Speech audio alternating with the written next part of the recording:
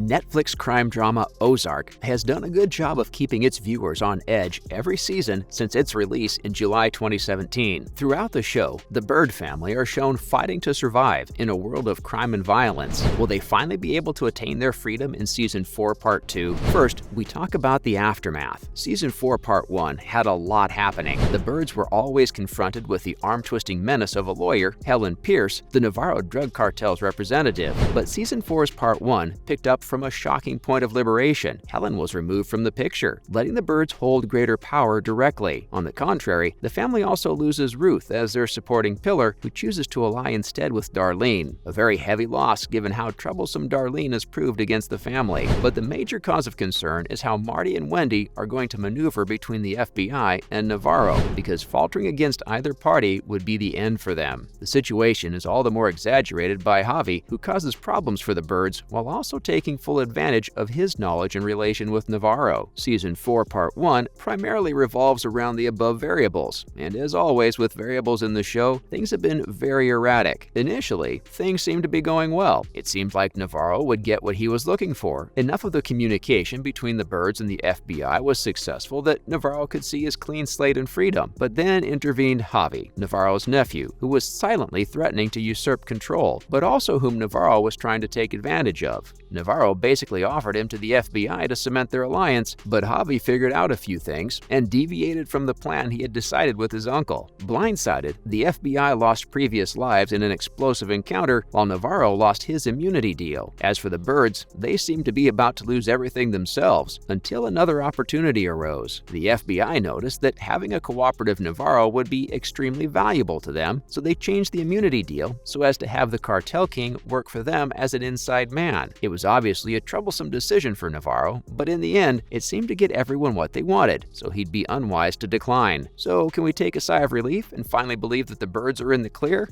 Not quite. Next, how the tables turn. FBI agent Maya Miller, who was instrumental in the interlude with the Byrdes, finally had enough of the politics. She decided to shoot a sharp arrow and outright arrested the cartel leader Navarro. This flips everything into turmoil. Navarro's position was providing a lot of securities, perhaps most notably a security which contained the overambitious and therefore dangerous Javi. With Navarro arrested, Javi is free to behave how he chooses, do as he pleases, and there are consequences to this which manifest later on. Moreover, without Navarro, the FBI superiors have a lousy deal which they can go through with, meaning the Byrdes' workings were all for naught. But they didn't give up just yet. Desperate times call for desperate measures, and Wendy proceeds with a plan which initially seems outright precarious. In prison, the Byrdes attempt to get Navarro to reach out to his nephew, the very guy who had been not only a thorn in everyone's side, but an actual villain, which they were all willing to work against. How does one pull this off? That's exactly what the viewers wonder, especially given Javi's history in this drama. As expected, the deal goes through on very shaky foundations, so much so that the very organizers of the deal, Marty, Wendy, and Navarro, are at odds. The Byrdes leave no stone unturned in defending themselves here, and go as far as to threaten Navarro. How the tables turn. The drug cartel leader, who was once the chooser of fates, especially of Marty and Wendy, has his authority tied down. But again, there's a lot at stake here for all the parties, and the foundations are still super shaky. So now, can we please finally say that our protagonists are in the clear?